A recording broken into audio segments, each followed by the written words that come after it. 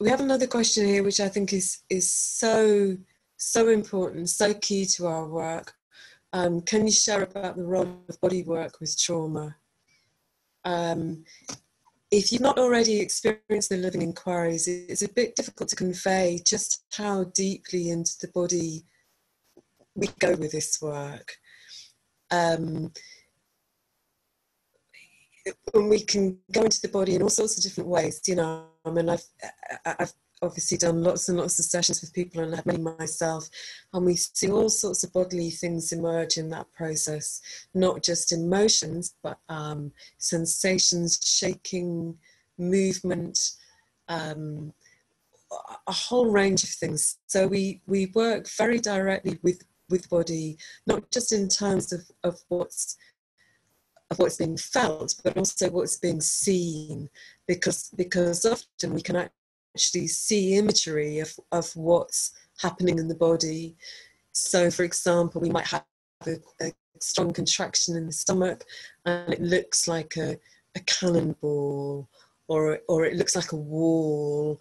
Or so we work with the body, not just with the physicality of the body, but with the imagery and the metaphor of the body as well.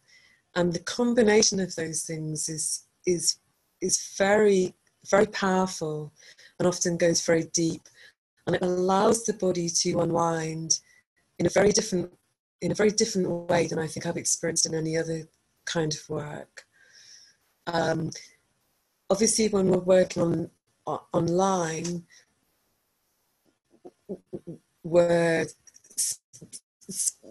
I was going to say we're restricted, but actually I don't think that's the case. I think it's a different way of working. I find working online can actually be quite disinhibiting for the person, for the client, myself included, because I don't have to get myself to a physical location and then get myself back from that physical location. And personally, I find that massively helpful. It means that we can drop into our experience very deeply, very quickly, because we're in the safety of our own homes.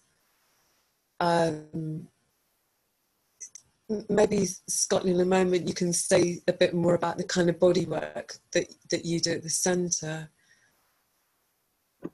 I mean, it's a lot like that. I love the way that you explained about, it's not just that we're dealing with sensation and emotion, but we're dealing with, like you say, metaphor, words, pictures, memories.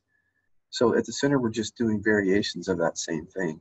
The thing that we've done at the center that's been somewhat unique is to try to, because it's not that everybody can go straight into inquiry when they first get out of detox, because, you know, they just can't. Like sometimes it becomes too heady for them, or so what we've done is develop a process which are sort of offshoots of the inquiries to kind of more quickly free the body from these entanglements, you know, of words and pictures, emotions. So just ways to sort of undo the Velcro between thoughts and feelings quickly in the beginning, and in a manner that doesn't re-traumatize. Because the other thing I noticed is that if you haven't ever relied on awareness to be with things, and the first time you do that, and you come up with a picture of the perpetrator, memory of the perpetrator, it can be like absolutely terrifying. And if resting and being with something is completely new to you, what's easier to do is to sort of untangle you from that, so that you're not re-traumatized by it in a way that feels gentle and then invites you to do a deeper looking, right? Because if we scare you from the very beginning, you know, then you're not going to be open. So yeah, it's the same thing, same kind of work exactly online and at the center. It's just that we're dealing with a different audience here sometimes they're not necessarily spiritual seekers or people who've been into inquiry, and some of the concepts are foreign, some of the practices are very foreign, so we've just had to bring it to a level that they can get.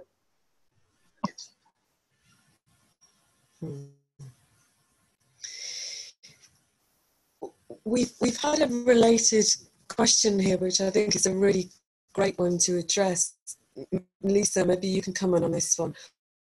What do we mean when we say trauma? How do we define trauma? Yeah, that's a great question. First, I just wanted to say with the bodywork question that before I started doing living inquiries, I was doing hands-on work, like my own form of inquiry, and hands-on. And post now that I do living inquiries, I have clients that come to see me in person, and sometimes I do hands-on work, but I really find that this work can really be done remotely, just through guiding the guidance of that we were trained to do really allows one to get into their body in a really profound way. So I just wanted to mention that real quick as someone who's done both hands-on and hands-off kind of work. And then trauma, I kind of like Gabor Mate's definition of trauma, which is when we have been separated from our essence.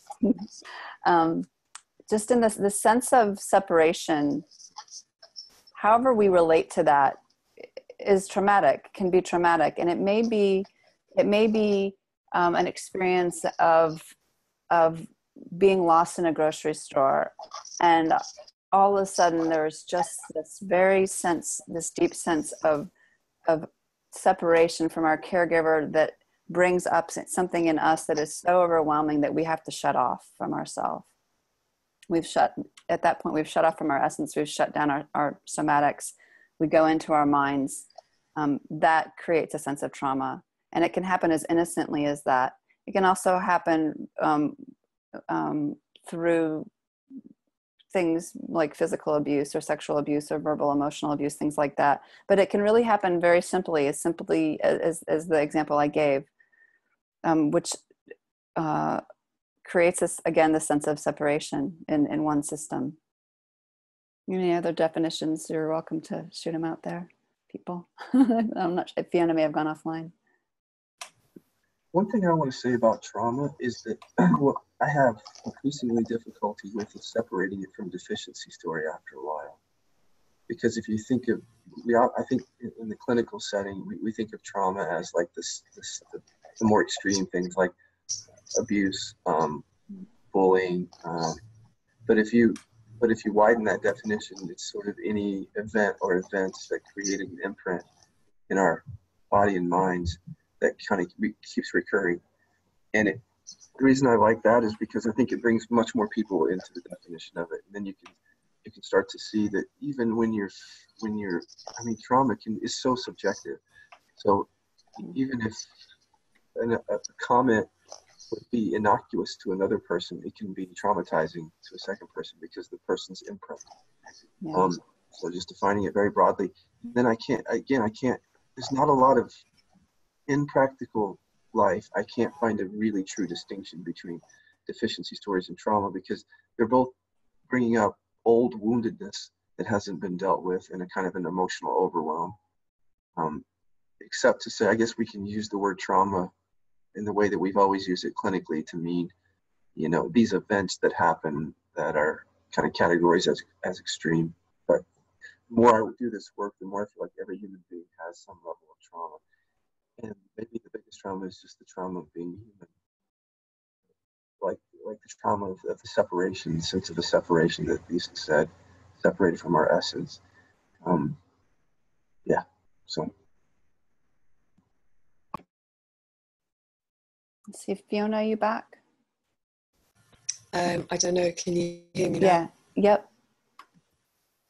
I was just going to add that the roots of the word trauma actually are from the Greek word for wound. So yeah, it really is another way of describing our woundedness. Whatever event or circumstance created that, and that'll be obviously different for all of us.